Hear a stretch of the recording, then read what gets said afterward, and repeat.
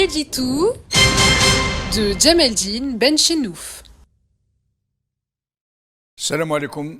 Azul Fillaoun, bonsoir.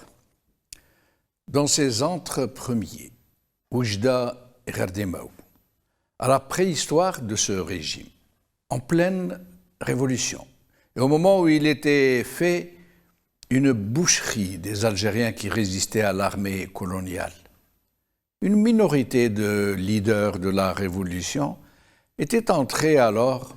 dans des logiques de prise du pouvoir. Deux circonstances particulières allaient laisser émerger la composante humaine qui allait capter les leviers du pouvoir avant même que l'indépendance ne fût proclamée. La première, les opérations Chal, allait permettre au chef de l'état-major général d'étoffer l'armée des frontières d'armement et de moyens qui étaient sans commune mesure avec ce qui avait subsisté dans l'ALN de l'intérieur, presque totalement débandé et dont il ne restait que quelques groupes épars coupés de leur commandement. Tout l'armement destiné à l'ALN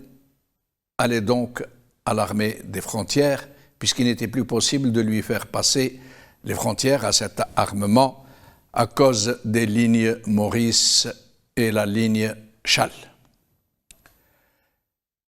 C'est ainsi que cette entité allait pouvoir prendre le pouvoir par la force des armes.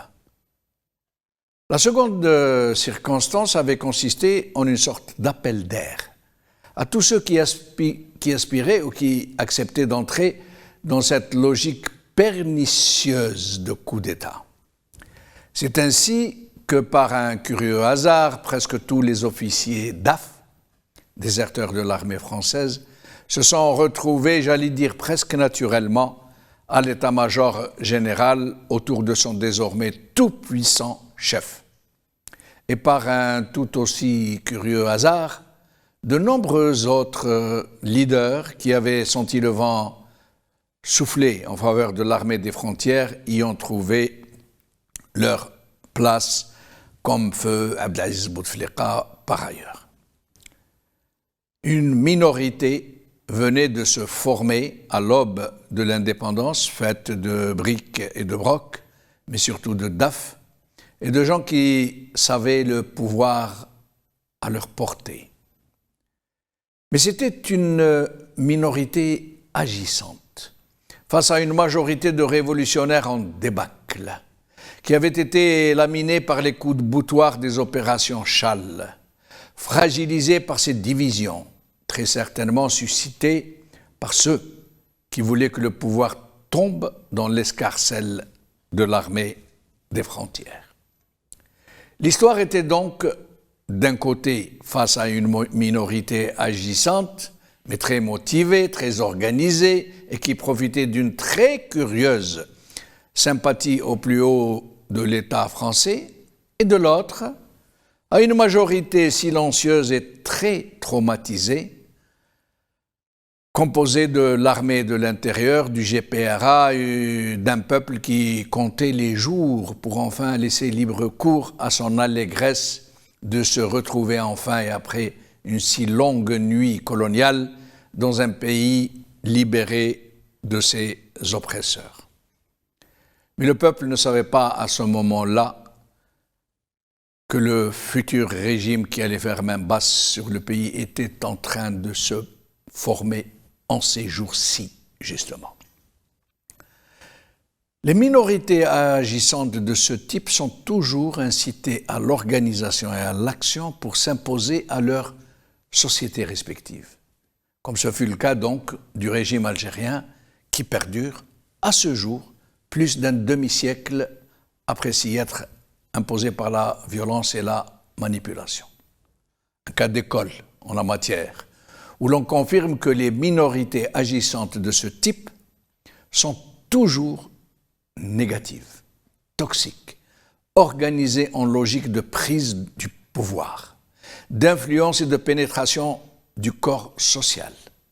Elles sont fondées non pas sur des valeurs d'appartenance, mais sur des impératifs d'objectifs, au pluriel, sur un consensus inviolable de cohésion avec le groupe, avec le clan, avec le système, quelles qu'en soient les circonstances.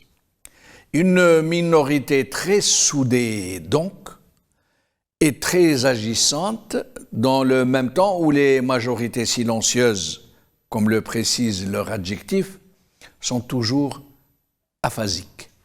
qui n'ont pas la possibilité de s'exprimer, de s'organiser, de réagir collectivement et qui au mieux se laissent conduire et qui au mieux bêlent vaguement leur malaise, leur sentiment diffus qu'ils sont les moutons de Leyde.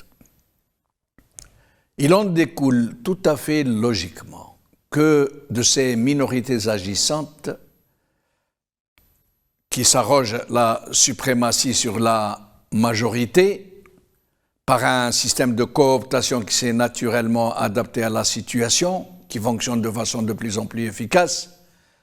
elles en arrivent à répartir entre elles tous les leviers et les mécanismes de décision sur tous les secteurs, absolument tous les secteurs de la vie publique. Au sein de ces minorités agissantes,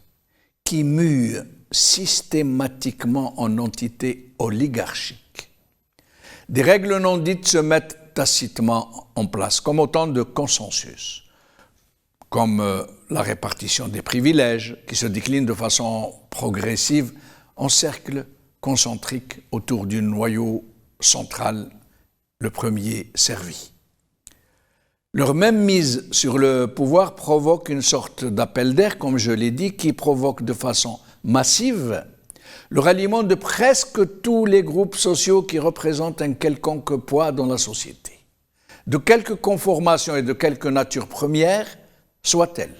corporatistes, sectaires, idéologiques, ethniques, etc. Ceux qui n'entrent pas dans la logique sont tout naturellement réprimés, voire atomisés. Et c'est ainsi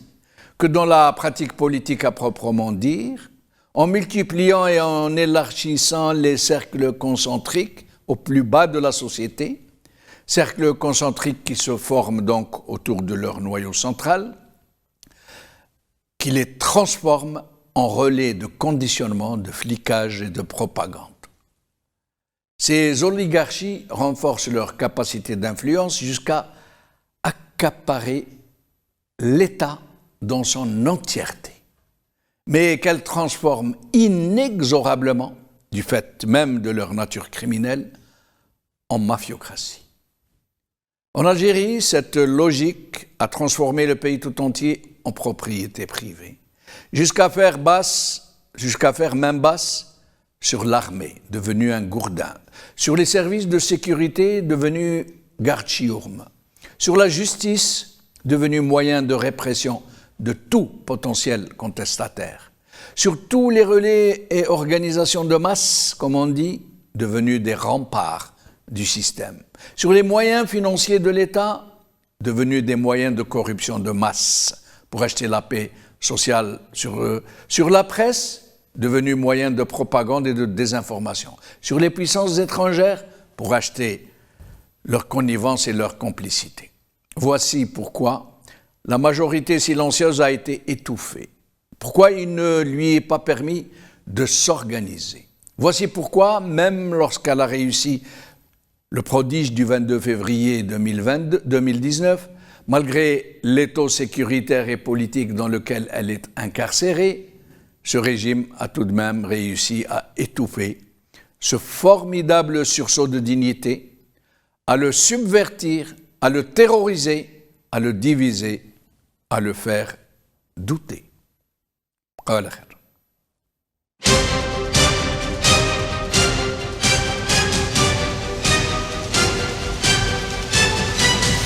L'édito de Djemeldine Benchenouf.